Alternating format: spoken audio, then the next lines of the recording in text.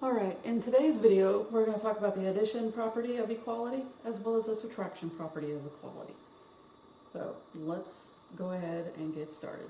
We have the addition property of equality. Now, to understand what's going on, I need to define it. We're going to let A, B, and C, which are variables in this case, but these variables represent some number belonging in the set of real numbers. So in case you forgot, this symbol means belongs to. This double stroke R represents the set of real numbers. Let's see if I can move that over a little bit for you. Cool. So the set of real numbers. So let A, B, and C be real numbers, or belongs to the set of real numbers. For the addition property, if A equals B, then what we can do is add the same number to both sides.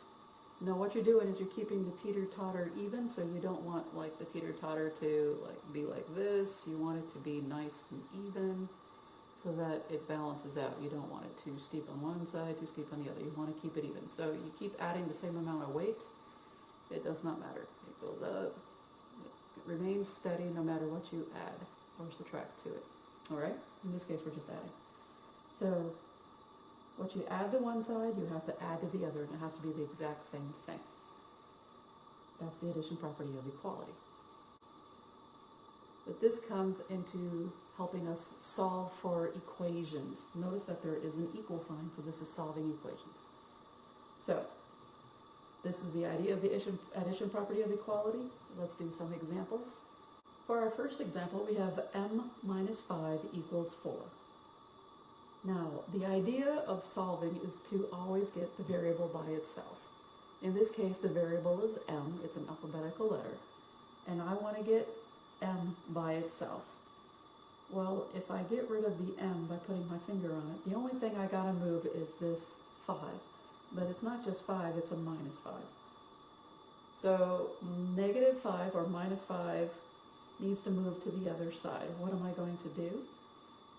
When you move to the other side, or to the other side of the world, you could say, you always use the opposite sign. Just like when you go to Europe, they drive on the opposite side of the road. Same thing goes with Japan. They drive on the opposite side of the road. And so you use the opposite sign when you go to the other side of the world, so to speak. So if you have a minus 5, then you're going to add 5 to both sides. So you can see the addition principle. I'm adding 5 to both sides, same number. Well, negative 5 plus 5, or 5 minus 5, is 0. So in essence, these will cancel out, because that is 0. And we are left with m equals 4 plus 5 is 9. Nice, easy example to work with. So we got m by itself. We solve for m. Now we solve for m, and how do we know? Because there is this invisible 1 in front, and that's how you know that you're done. But for now, our variables will have just a 1 on them, and we'll be fine. Let's look at this new example. I have negative 11 plus c equals 6. The variable in this problem is c. I need to get c by itself. Now, if I want to get c by itself, cover it up, that means that the 11 must go to the other side. I need to get rid of the 11. So if this is a minus 11, then what am I going to do? Yeah, I'm going to add 11 to both sides. The opposite sign, because I want 0 here, so that this is just c plus 0, better known as c. So negative 11 plus 11 is 0. 0 plus c is just c. It moved it by itself, moved to the other side. And so I end up with c is equal to 17, because 6 plus 11 is 17. And there we solve for c. Let's look at this new example. I have h minus 4 equals negative 18. Now this is interesting because that's a negative 18 and a negative 4. I want to get h by itself. If I cover up the h, that means that the minus 4 has got to move. So what I'm going to do is I'm going to add 4 to both sides. The negative 4 plus 4 is 0. So h is now alone, but now what we have is 18 and 4, but this is negative 18 plus 4. They are opposite signs, so what you can do is subtract. What's 18 minus 4? 18 minus 4 is 14. But since the 18 is the larger number that has a negative on it, my answer is negative 14 equals h, or h equals negative 14. So opposite signs, you will always subtract these. You'll always take 18 minus 4, that gives you 14. Whichever number was larger, you use your answer will have the sign of that larger number. And boom, you're done.